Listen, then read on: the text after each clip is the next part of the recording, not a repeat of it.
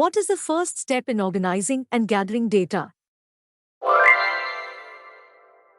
Which of the following best defines a variable in the context of data collection?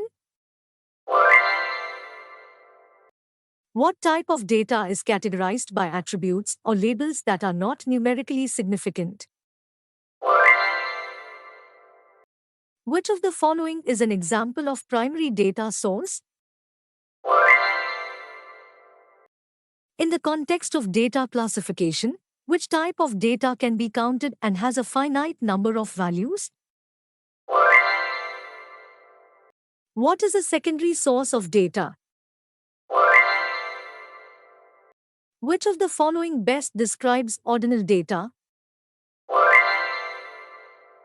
The process of collecting data directly from the natural environment without altering it is known as.